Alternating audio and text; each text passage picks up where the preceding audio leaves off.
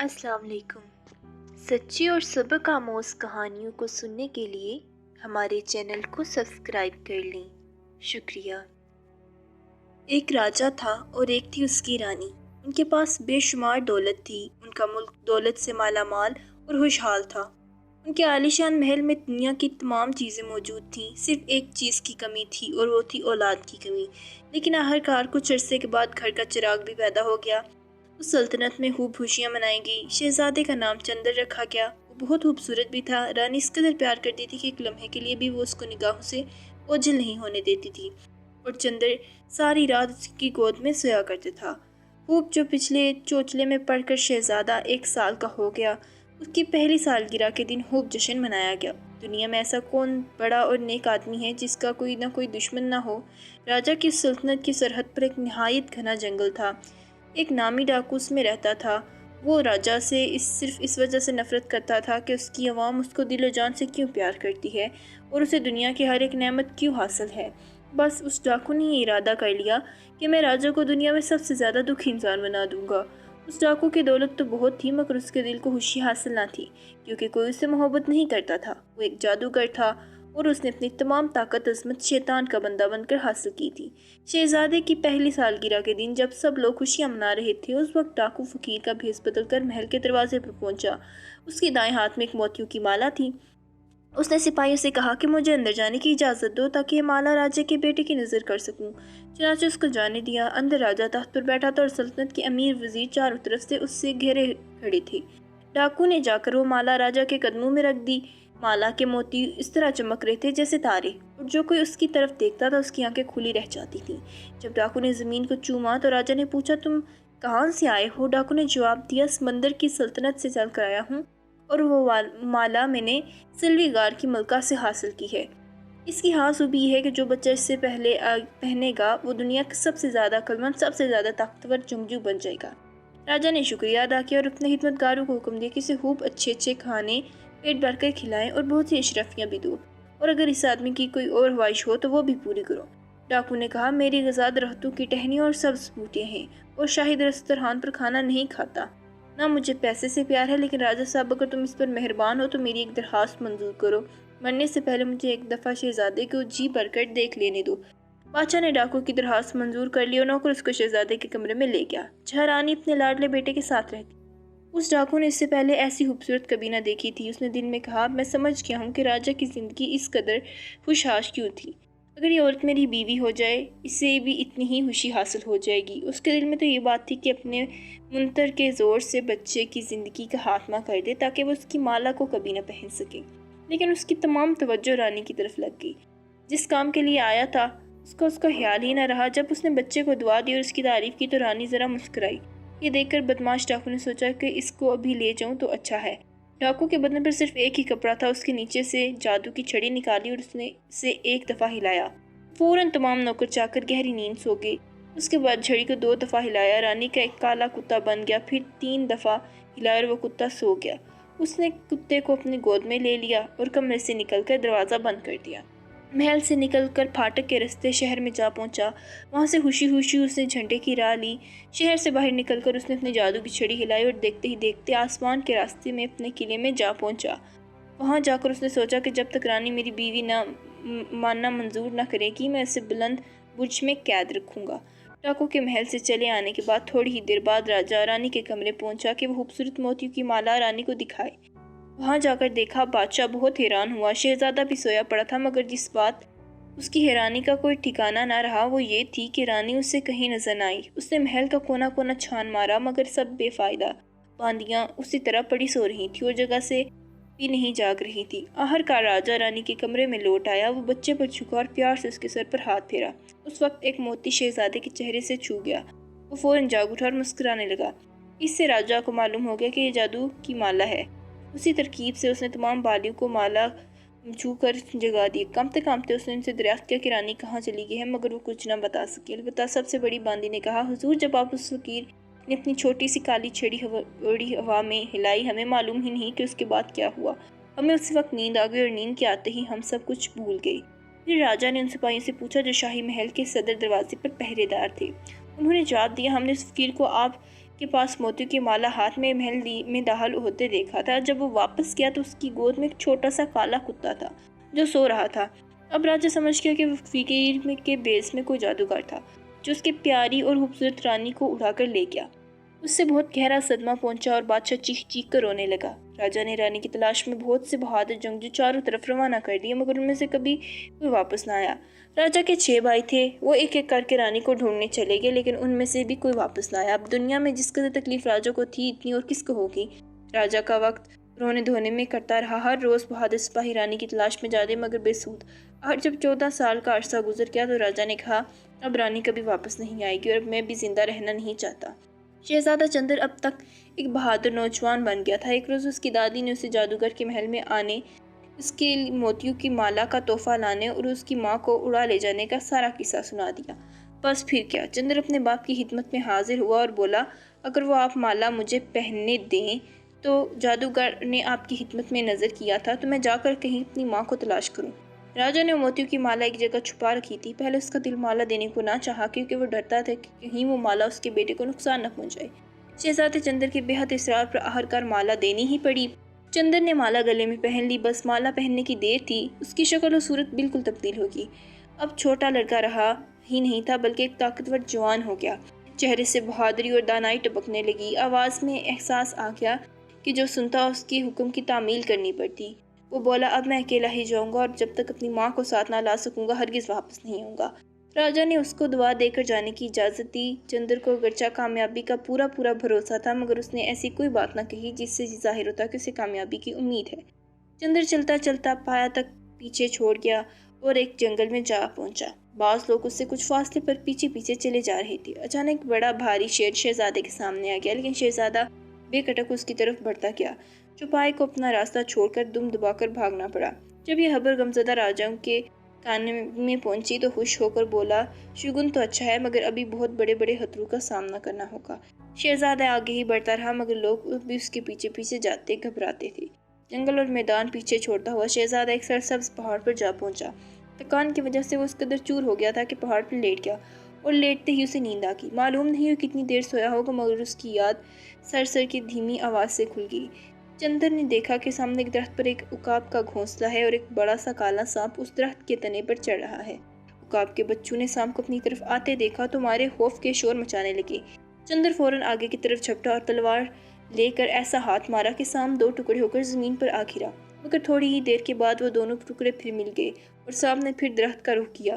چندر بڑا حیران ہوا۔ اس نے جی نہ ہارا تلوار کھینچ کر اب کے سانپ کے 3 ٹکڑے کر دیے، مگر پھر کیا دیکھتا ہے کہ یہ 3 ٹکڑے آپس میں مل گئے۔ شہزادے نے دیکھا تو اس نے ایک بار پھر سانپ کا سر کاٹ کر ایک گڑھے میں دبا دیا۔ اب سانپ کا درد بے جان پڑا رہا اور اس کے ضیافت اڑانے کے لیے چونٹیاں وہاں جمع ہو رہی۔ اتنے میں عقاب کے بچوں کے ماں باپ بھی آگے۔ جب انہوں نے دیکھا کہ چندر نے ان کے بچوں کی جان بچائی ہے تو کہنے لگے تو بڑا بہادر اور دانا شہزادہ، یہ خوفناک کالا سانپ ہمیشہ ہمارے بچوں کو مار کر کھا جایا کرتا تھا، لیکن اب ہمیں یہ نہ ستائے گا۔ اے شہزادے، تمہیں جس وقت بھی ہماری مدد کی ضرورت ہو تو ہمیں بلا لینا، ہم تمہارے حکم کی تعمیل کریں گے۔ چندر نے عقابوں کا شکریہ ادا کیا اور آگے بڑھ گیا۔ بہت دور جا کر ایک بار وہ پھر سو گیا۔ جب کئی گھنٹے بعد اٹھا تو کسی کے کرانے کی آواز اس کے کانوں میں پہنچی۔ اس نے دیکھا ایک جنگلی ہرن کی سینگ ایک جھاڑی میں پھنس گئی ہیں اور اس کی آنکھوں سے آنسو جاری ہیں۔ شہزادے نے اپنی تلوار نکالی اور جھاڑی کو کاٹ کر غریب جانور کو دکھ سے آزاد کر دیا۔ تب ہرن نے اسے کہا تم نے مجھے موت کے منہ سے نکالا ہے، کیونکہ اگر تم مجھے نہ بچاتے تو جلد ہی کوئی شیر ادھر آ نکلتا اور مجھے چیر پاڑ کر کھا جاتا۔ اگر تمہیں کبھی میری مدد کی ضرورت ہو تو مجھے بلا لینا، میں فوراً پہنچ جاؤں گی۔ چندر ہرن کا شکریہ بجا لایا اور اپنی راہ لی۔ شام ہونے والی تھی کہ اسے ایک مکان نظر آیا۔ شہزادہ مکان کے اندر چلا گیا۔ وہاں دیکھا کہ ایک کمرے میں ایک بڑھیا اکیلی بیٹھی ہے۔ جب وہ اس کے قریب پہنچا تو اس نے اپنی نگاہیں اوپر اٹھائیں اور بولی خوبصورت نوجوان، تجھے کیا یہاں آتے ہوئے ڈر نہیں لگا؟ یہ میرے بیٹے کا مکان ہے جو ڈاکوؤں کے سردار کا مالی ہے۔ وہ ڈاکوؤں کا سردار ایک بڑا جادوگر ہے، اگر وہ تجھے دیکھ لگا تو تجھے پتھر یا درخت بنا دے گا۔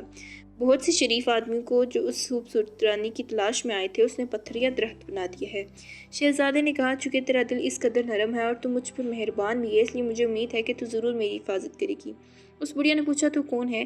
چندر نے جواب دیا میں رانی کا بیٹا ہوں جسے جادوگر اٹھا لایا۔ میرا باپ اس کی جدائی کے غم میں بوڑھا ہو گیا ہے۔ میری عمر اس وقت صرف 1 سال کی تھی جب یہ بدماش میری ماں کو کتا بنا کر یہاں لے آیا۔ مگر اپنی ماں کی شکل و صورت میں آج تک نہیں بھولا، کیونکہ ہر مہینے وہ مجھے خواب میں نظر آتی ہیں، کبھی مسکراتی ہوئی، کبھی زور قطار روتی ہوئی۔ بڑھیا بولی، وہ ہر وقت تجھے یاد کر کر کے روتی رہتی ہے۔ مجھے یقین ہو گیا کہ تو ضرور اس کا بیٹا ہے، کیونکہ اس نے مجھے بتایا تھا کہ وہ ہر مہینے تجھے خواب میں دیکھتی ہے۔ بڑھیا نے شہزادے کو کھانا کھلایا اور اس کے بعد اسے ایک لڑکی کی پوشاک پہنا دی اور شہزادہ ایک خوبصورت لڑکی بن گیا۔ جب بڑھیا کا بیٹا گھر آیا تو اس نے پوچھا، یہ نوجوان عورت کون ہے؟ بڑھیا نے جواب دیا، یہ میری بہن کی لڑکی ہے اور جب تک اس کی شادی نہیں ہو جاتی ہمارے ساتھ ہی رہے گی۔ بیٹا بولا، اگر ڈاکو نے اسے دیکھ لیا تو ممکن ہے جان سے نہ مار ڈالے۔ بڑھیا بولی، یہ تمام باتیں تم مجھ پر چھوڑ دو، میں اس کے لیے تمہارے آقا سے خود کہہ دوں گی۔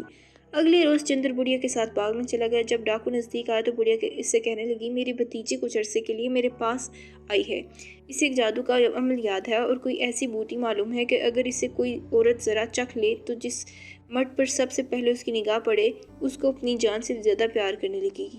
ڈاکو بولا، میں نے بہت کوشش کر کے دیکھ لی مگر میرا خوبصورت قیدی مجھ سے محبت نہیں کرتی، اپنی بھتیجے سے کہو کہ وہ محبت کی بوٹی تلاش کر کے میرے پاس لے آئے۔ بڑھیا نے جواب دیا، وہ بوٹی تو یہ لڑکی رانی کو اپنے ہاتھ سے کھلائے گی، اس لیے پہلے سے جا کر قیدی پر اعتبار جمانا ہوگا۔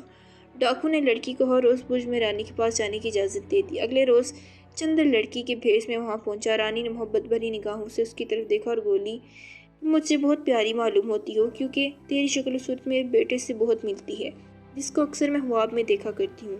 اس پر چندر نے رانی کو اصل حال بتا دیا۔ رانی اسے گلے لگائے اور خوب روئی۔ چندر نے کہا، ماں، تمہیں اس جادوگر کی قید سے چھڑانے آیا ہوں، اگر تم میرے کہنے پر چلو گی تو میں اس بدماش جادوگر کو جلد نیچا دکھا دوں گا۔ ماں بیٹا ہر روز صبح ملتے۔ ایک روز چندر نے اپنی ماں سے کہا، جب جادوگر تم سے ملنے آئے تو تم اس سے کہنا کہ اگر تو مجھے تھوڑی سی مہلت دے تو میں تیرے ساتھ شادی کرنے کو تیار ہوں، اس سے وہ تجھ پر مہربان ہو جائے گا۔ اس کے بعد یہ معلوم کرنا کہ اس کی طاقت کا سبب کیا ہے اور اس کی موت کس طرح ہو سکتی ہے۔ رانی نے بیٹے کی بات مان لی۔ ادھر چندر نے جادوگر سے کہہ دیا کہ رانی کو پریم کی بوٹی کھلا دیں۔ یہ سنتے ہی وہ برج میں جا پہنچا۔ رانی نے مسکرا کر کہا، اگر کچھ مہلت مجھے دے دو تو اس کے بعد میں تمہارے ساتھ شادی کر لوں گی۔ یہ سن کر جادوگر کی خوشی کا ٹھکانہ نہ رہا۔ جادوگر چاہتا تھا کہ رانی اسی وقت شادی کر لے، مگر وہ کہتی تھی کہ ذرا ٹھہرو اور پہلے مجھے اپنی محبت کا ثبوت دو۔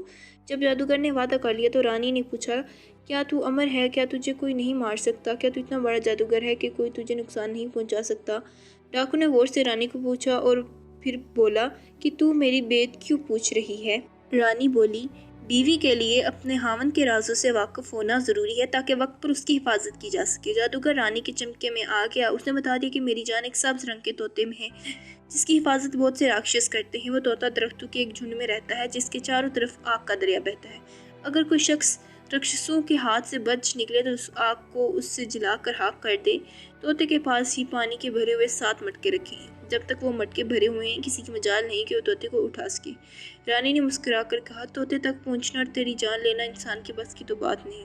جب چندر اگلی مرتبہ اپنی ماں سے ملنے گیا تو اس نے سارا حال چندر کو سنا دیا۔ چندر نے اپنی ماں سے کہا، میں اسی وقت اس طوطے کو لینے کے لیے روانہ ہوتا ہوں۔ ماں نے اس کو بہت منع کیا مگر چندر بولا، موتیوں کی مالا کی مدد سے میں ضرور کامیاب ہو جاؤں گا۔ اگر میں نہیں جاؤں گا تو نہ تم اس قید سے چھٹکارا پاؤ گے اور میرا باپ تمہیں کبھی دیکھ نہیں سکے گا۔ اس وقت تک وہ بہادر بھی اپنی اصل صورت میں نہ آ سکیں گے جو تمہاری تلاش میں یہاں پہنچے تھے، اور اب اینٹ پتھر اور درخت بڑے پنے پڑے ہیں۔ اپنی ماں سے باتیں کرنے کے بعد وہ اسی روز شام کے وقت روانہ ہو گیا۔ ساری رات چلتا رہا۔ جب صبح ہوئی تو اسے یہ ہرن کا خیال آیا جس نے اسے جھاڑی میں نکالا۔ اس نے بلند آواز سے کہا، کاش کہ وہ تیز رفتار ہرن میری مدد کے لیے آ جاتا۔ شہزادے کی زبان سے یہ الفاظ نکلنے کی دیر تھی کہ وہ حضرت آ پہنچا اور بولا، حکم کیجیے شہزادے۔ چندر نے کہا، مجھے اس جنگل میں لے چل جہاں آگ کا دریا بہتا ہے اور راکشس ایک سبز توتے کی حفاظت کرتے ہیں۔ ہرن نے کہا، شہزادے میری پیٹھ پر سوار ہو جاؤ، میں آپ کو اس جنگل کے سرے پر لے جا کر چھوڑ دوں گی۔ شہزادہ چندر اس کی پیٹھ پر سوار ہو گیا۔ وہ تیز رفتار ہرن 3 دن 3 راتیں لگا چلتا رہا۔ وہ ایک پل کے لیے بھی نہیں رکا۔ ہر بہت سے جنگل میدانوں، جھیلوں اور دریاؤں سے گزر کر چوتھے دن صبح ہی صبح ایک جنگل کے سرے پر جا پہنچا اور بولا، میں اس سے آگے نہیں جا سکتا لیکن آپ کے واپس آنے تک میں یہاں انتظار کروں گا۔ شہزادہ بولا، کاش کیا وہ عقاب یہاں موجود ہوتا کیونکہ اس وقت مجھے اس کی ضرورت ہے۔ شہزادے کہنے کی دیر تھی دونوں پرندے ایک چٹان پر آ بیٹھ گئے اور چندر سے بولے، شہزادے صاحب، آپ نے کالے سام کو مارتا فرمائی، ہم آپ کی کیا خدمت کر سکتے ہیں؟ چندر نے کہا، مجھے درختوں کے جھنڈ میں لے چلو جس کے گرد ایک آگ کا دریا بہتا ہے اور جس میں وہ سبز رنگ کا طوطا رہتا ہے۔ عقاب بولے، اپنی پیٹھ کے سامنے ایک رسی باندھ دیجیے اور اس کے دونوں سرے ہم اپنی چونچوں میں لے لیں گے اور آپ کو جھنڈ میں پہنچا دیں گے۔ پرندوں نے چندر کو جھنڈ میں پہنچا دیا۔ وہاں پہنچ کر پہلے تو چندر میں 7 مٹکے پانی کے الٹ دیے، اس کے بعد طوطے کو اٹھا لیا۔ راکشس چیخیں مارنے اور شور مچانے لگے مگر جب تک وہ آگ میں سے نکل کر وہاں پہنچنے کا شہزادے کو لے اڑے उस राक्षस ने उसका पीछा किया, मगर उकापू ने शहजादे को लाकर हिरन की पीठ पर बिठा दिया। हिरन इतनी तेज़ी से भागा कि वो उसे पकड़ नहीं सके। जादूगर के महल में पहुंचा दिया। तो जादूगर को मालूम हो गया कि मेरी जान खतरे में है। उस वक्त वो उस बुर्ज के पास खड़ा था जिसमें रानी कैद थी।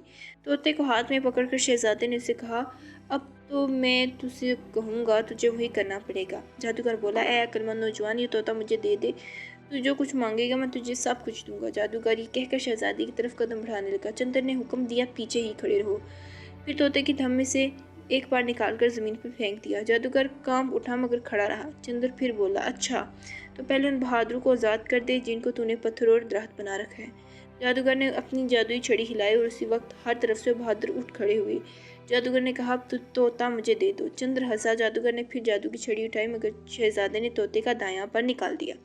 उसी वक्त जादूगर का दायां बाजू टूटकर ज़मीन पर आ गिरा।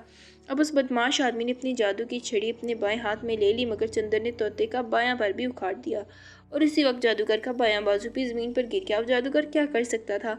उसने रो कर कहा, मेरा तोता मुझे दे दो। चंद्र बोला, पहले ये कहो कि तुम्हारी तमाम दौलत का मैं मालिक हूँ। जादूगर बोला, अच्छा जो कुछ मेरे पास है सब तेरा है, अब तोता मुझे दे दो। हाँ हाँ ज़रूर दे दूंगा, ये कहा और चंद्र ने तोते की गर्दन मुड़ोड़ दी। उसी वक्त जादूगर ज़मीन पर बेजान होकर गिर पड़ा। तब शहजादा बुर्ज में आया और रानी को निकाल लिया। फिर उसने अपने मुल्क के तमाम बहादुरों को इकट्ठा किया जिन्हें उस बदमाश जादूगर ने दरख्त और पत्थर बना डाला था। उसके बाद जादूगर खजाना लेकर सब के सब चंद्र के बाप के पास जा पहुंचे। राजा और राया दोनों की खुशी का कोई ठिकाना न रहा। राजा फिर जवान हो गया, मगर उसने अपना तख्त ताज अपने बेटे को सौंप दिया और चंद्र खुशी खुशी बाप की जगह हुकूमत करने लगा।